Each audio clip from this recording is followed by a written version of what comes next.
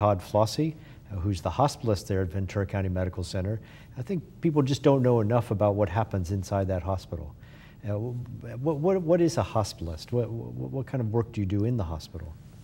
Essentially, I'm a pediatrician, and so I trained in pediatrics solely, and then I've devoted most of my time out of residency to working solely in the hospital. And basically what that means is that when children go to a clinic and see their regular doctor, and that doctor decides that maybe that child's too sick to go home with the parents, they need to be in the hospital, they admit them to the hospital. In what has become sort of the standard of care now in a lot of communities is to have a doctor whose whole job is to take care of those children in the hospital. So I don't have any clinic time. I don't see children in the outpatient world. It's just when those kids come into the hospital, I spend all of my time taking care of them there. Well, is there a pediatric hospitalist anywhere else in Ventura County? We have a number of hospitals here. No, I believe we're the only hospital that has a pediatric hospitalist. Is there any special kind of accreditation, anything that comes from the state that really says this is your pretty good place? And well, the state of California designates certain hospitals as CCS centers, and CCS stands for California Children's Services, and it's basically a hospital that the state board has decided is especially well equipped to take care of children with special or chronic care needs. So the sickest of the sick children come to those hospitals, and our pediatric ward has been designated as CCS providing ward. I know our outpatient clinics link with the universities, and are you a teacher too? Is there any kind of teaching that goes on at a hospital like that? Yeah, absolutely. The Ventura County Med Center has its own residency. It's a family practice residency. So they're training residents in a 3-year program to become family practitioners or general practitioners.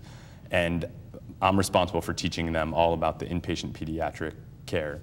So they rotate through the ward and take care of the patients. On average, about 4 months out of any given year, the residents are there taking care of the patients, and I'm responsible for overseeing all of the care that they provide, as well as providing them with teaching. We're affiliated with UCLA. The entire residency program is affiliated with UCLA. And as a hospitalist, do you have any other duties? Are you in the newborn nursery, or do you have to, sedation is certainly a problem? Sure. So, part of my time is spent taking care of the sick kids that are actually hospitalized. The rest of my time during any given day is spent checking in on healthy newborns. I spend a fair amount of time in the emergency room helping out the emergency room physicians. They may have a question about a child that they're not sure if they need to spend the night in the hospital, or they may just have a question about something that they haven't seen before. They ask me frequently to come down and look at rashes or look at sick kids, and I help them out in that way. If there happens to be a child sick enough to be in our intensive care unit, I help out while we sort of manage that child and work to find them a place in a critical care unit somewhere else. Well, where would the child go? What kind of critical care units do we have around here? Well, actually, Ventura County lacks a pediatric intensive care unit. It's something that the county, I think, desperately needs, but none of the hospitals at this time have intensive care units. So depending on how ill the child is and what specialty care they need, they're shipped out of the county. And one place they can go is to the Cottage Hospital in Santa Barbara, but frequently we ship our children to Los Angeles because they need very high level of care from pediatric subspecialists. So they usually go to either UCLA or the Children's Hospital of Los Angeles. Well, do we have any linked services there? Are there cardiac surgeons at UCLA? Or? Sure.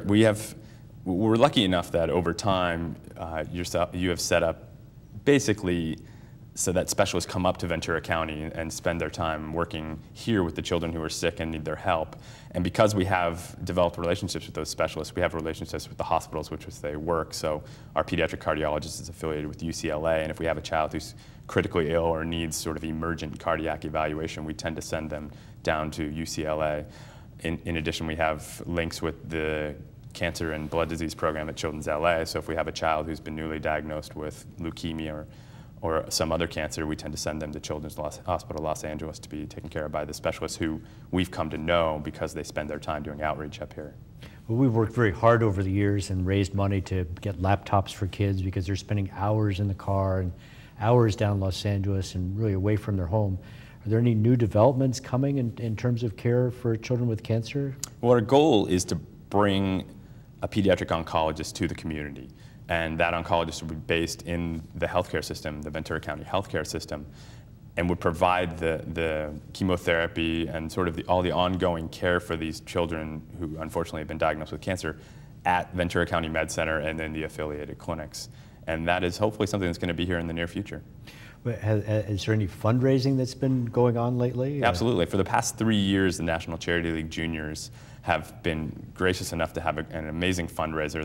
The most recent one happened a couple weeks ago at the Ronald Reagan Library.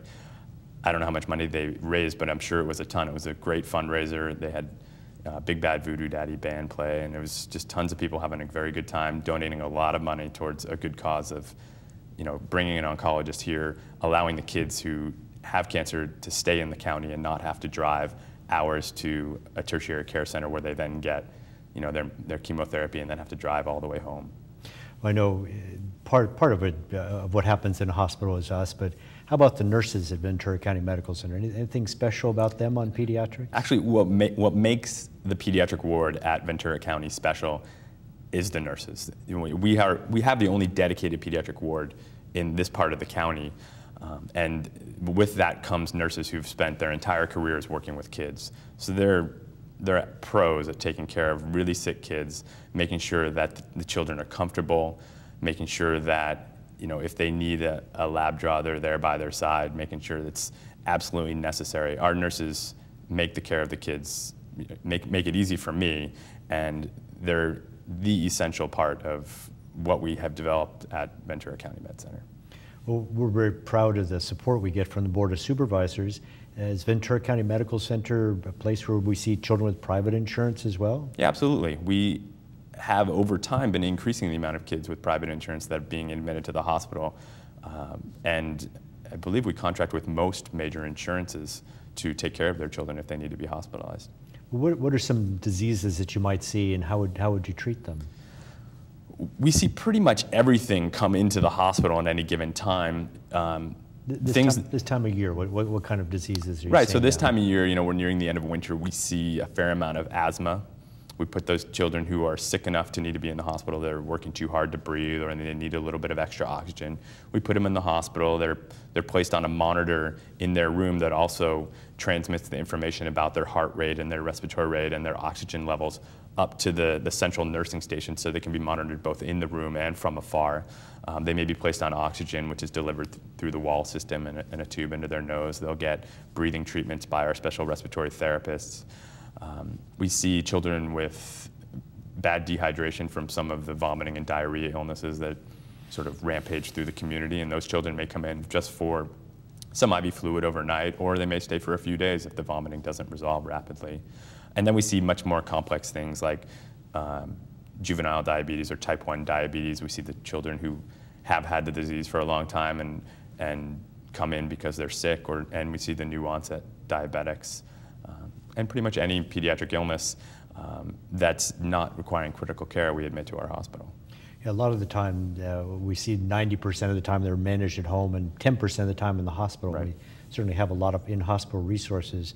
Is there any kind of diabetic teaching that takes place if we have a new diabetic? Absolutely. We spend hours with our new diabetics teaching them the complexities of the disease, and we have special certified diabetic educators who spent, I think it's somewhere up to 2,000 hours of getting education in just type 1 diabetes, and those educators come and spend, have family meetings with every family member who might possibly take care of the child during the course of their life. They bring them all in, they teach them all about pretty much every single aspect of the disease. Well, we're a little country county here. Is there anything super technical that occurs there, or do you have any connection directly with Children's LA with special TVs? Yeah, as a matter of fact, we have what we consider telemedicine, and Children's Hospital Los Angeles has provided us via a grant a telemedicine machine. It has a camera, it has audio equipment, so there's actually a stethoscope attached to the machine. We plug it into a wall, and it directly accesses the intensive care unit at the Children's Hospital Los Angeles. They can see the patient, they can listen to the patient. It has a fiber optic camera, so they can actually look in the patient's mouth, ears, nose, and such, and provide us feedback as to the care that we're providing. Provides consults over the distance, and if we're nearing the critical care point, it helps us sort of manage those children before we're able to send them off to another hospital. Well, that sure sounds like we're going to have a great tool, especially as we move towards children with cancer and the problems that they have. Absolutely, I think it's a crucial tool. Well, Dr. Flosi, thank you for joining us.